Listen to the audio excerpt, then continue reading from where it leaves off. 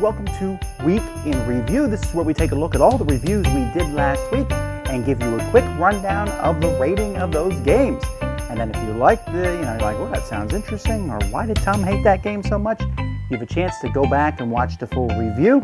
So let's get started. Hey folks, welcome back to another Week in Review. Did 4 videos this week, and the first one was Throat Punch Lunch, a variety show where me and a bunch of different contributors put together segments and smashed them all together. It's a pretty cool episode this week. Couple of funny segments, a couple of insightful segments, and the other ones were just good segments, period. So I was also able to get a review video done for Frontline No Komrades. It's a neat little survival take that card game from Anvil 8 Games. Now, the only game that I've ever seen from Anvil 8 Games is Ethereum. It's a tabletop miniatures game. This is the antithesis of that game. So it's neat to see that they're kind of trying to put their feet in a bunch of different markets. It was a neat game. Go check out the review and you get my full thoughts there.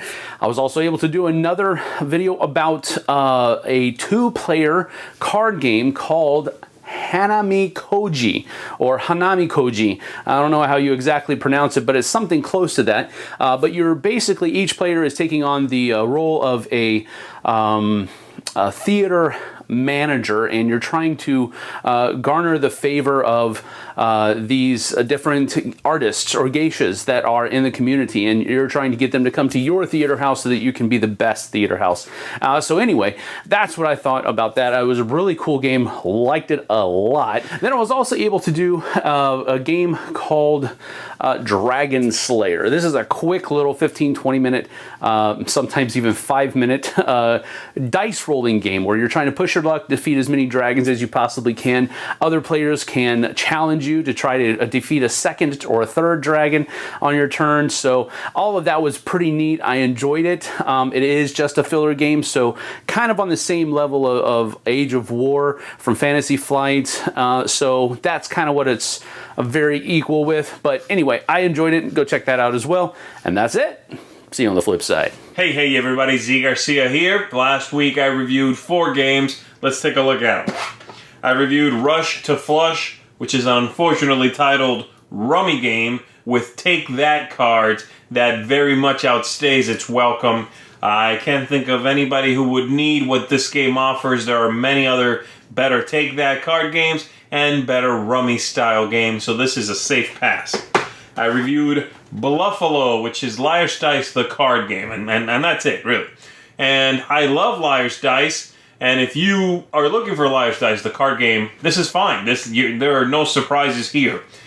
I myself found it to be completely devoid of any sort of innovation, and that counts for something, so I was not as thrilled by that one. I reviewed Trainmaker, which is a dice game, a push-your-luck dice game with a cute theme, a fun style of push-your-luck. Very quick, very simple, so I enjoyed this one. And if you're looking for that style of real quick pass the dice around and throw them game, this is going to give you that. And then finally I reviewed Star Trek Panic based on Castle Panic, and this one puts you in the game as the crew of the Enterprise, going on missions, trying to keep the Enterprise from falling apart. It's a fun cooperative game. It's got a good flavor to it. It's a little long, might be my only complaint, but I enjoyed the game, and I think it fits it's going to appeal to the fans of Star Trek, and it's going to appeal to the fans of Castle Panic. It merged those two things very well. So thumbs up on that one. And that's it for me. I will see you next time. Hello, Tacos here. This week I did a simple review of Specter Ops. It's currently my favorite hidden movement with a possible traitor element game in it game. Oh, it works with any player count and it's absolutely terrific. And when I saw this on the Geek, I was like, oh, there's an expansion coming out. It's called Shadow of Babel. Nope, it's not. Just the rulebook says, it's a subtitle for this game. It's mentioned nowhere else except on the homepage of Plenty of Games. But anyway, great game. Next week I'll do something totally different. No hints at all. See ya. Hello everyone, we're Meeple Talk, and this week we reviewed Imhotep. Yes, an Egyptian monument building game in which you ship blocks on your ships to the monuments, and you try to score as many points as possible. It's a really great little strategy game, 30 to 40 minutes. I thought it was great. I gave it an 8.5. I also give it 8.5 too. It's really neat to see the board come to life as you build your monuments, and placement is key for pattern arrangement and scoring points scoring. So come check out our full review. See you soon. Check it out. Okay, well, first of all, we have Corrupted Kingdoms. Now, I was told after the fact of this review, Corrupted Kingdoms is a game in which you are trying to control different senators and different people in the fantasy kingdom to get laws into play. That there was a rule missing from the rulebook where you could trade more things than the rulebook says. But even looking, I went back and looked at the game and that, I don't think that would help. Unfortunately, I don't think there's enough currency. There's just not a lot of oomph to the game. The game works mechanically, but just doesn't have a lot of like, woo, that was fun. It's just kind of boring in that regard. Blank white dice. Wow, did I really want to like this game? And unfortunately, the concept is interesting, but the terminology is problematic. It's a little faster than I would prefer it to be. It kind of ends before it gets started. But the biggest problem is just the fact that mechanically it doesn't work. The markers have a hard time watching off. It's just a real pain in the neck, and that kind of really spoils the game. Then we have London Markets. Now this is a re-implementation of Disjunct, which I never played. This one is fine. Again, it works out okay. Going around, I'm like, oh, it's interesting, but you do the same thing over and over and over and over, and it doesn't really get that much more interesting.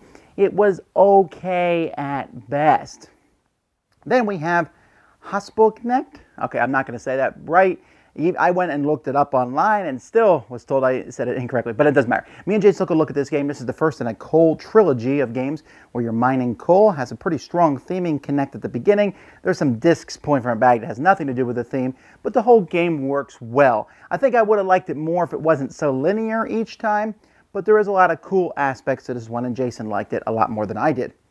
Then we have Gymui Deluxe. This is a deluxe version of a memory game, essentially. You are drawing cards and putting them on piles in front of you, trying to get 1 through 5 of different fruits, but you need to remember what cards you already put on your pile. There's some pretty neat stuff in this game. I like it very much.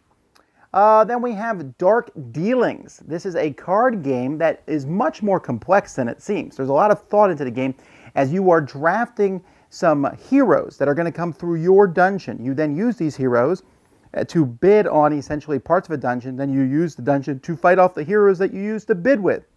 Sounds more complicated than it is a little bit more complicated than it looks, but it also is a game that relies a lot, not so much on memory, but some memory is required, but also is very entertaining to watch at the end to see the monsters come through your dungeon. And then we have Ingenious. Jason and I took a look at this classic tile laying game from Knizia. This is really, I think, would be the definition of a classic because this game holds up pretty well. Probably would have won the Spiel des Jahres if it hadn't gone up against Ticket to Ride. But it's just very abstract, putting out tiles and then scoring points for colors, and then you get your score is equal to your lowest color number. But just a really solidly put together game, and I think has a good appeal to it. Like someone says, I like dominoes. I say, well, here, try Ingenious. You Gotta Be Kitten Me. Now, Melody likes this game more than I do. I would probably love it. The kitten with glasses thing just doesn't do anything for me. And it's very similar to Liar's Dice. In fact, it's Liar's Dice, the card game, with a little bit more randomness thrown in. So that's that.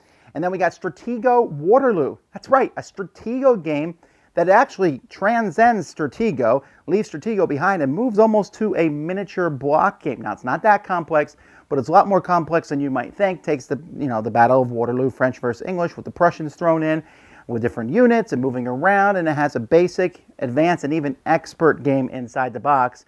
I like it. It's a good introductory style game. Okay, moving on. Let's see here. We got Masters of Orion. Masters of Orion, the board game, really doesn't have a lot to do with Masters of Orion, but is an exceptionally solid, good card game from Hobby World. In my review, I mentioned that the components were, but they sent me basically a pre-production copy. I did not know that, so I'm sure the final copy will be much better. But the gameplay feels like a lighter Race for the Galaxy, and I like that one very much. And then Top Hats. It's all about hats. It's a kids game. Oh, I like this game. For kids, you turn a card over, and then they have an arrangement of hats and a rabbit, and some need to be inside the other, some need to be stacked on top, some need to not be in the group at all. It's good for kids, logical thinking, following instructions, and putting them together, also with very high components, good quality pieces in the game. And I think I just did everything on my list with the exception of Mechs and Minions. Mechs and Minions came out at the beginning of the week, and I'll say now, as I said then, they did pay me as a consultant on this game way back in the day. It's changed dramatically from when I first saw it, but I love it. I just do. Doesn't matter what I had to do with the game. I think this game is phenomenal production. I think the game is phenomenal. I was like, okay, what do I find negative about the game? The box is probably too big. It's a pain. I have to like store it all the way up on the top of my shelves. But other than that, best production of any game this year. Very solid co-op game. Very cool programming movement. Fits a time. Is pseudo-legendary in the sense that you have different missions go through and things get changed, but very playable. You can go back, play the same one each time. Just overall a fantastic game. Also, this past week, I started my top 100 games of all time, so you can go back and watch those. Chaz is coming close to the end of his top 100. We also did top 10 games that we're good at, which, again, is a list with Tongue, Firmly, Planet, and Cheek. So that's what we put out last week. I hope you enjoy it. See you next time. Thanks for watching Week in Review. I'm Tom Vassell, and this has been The Dice Tower.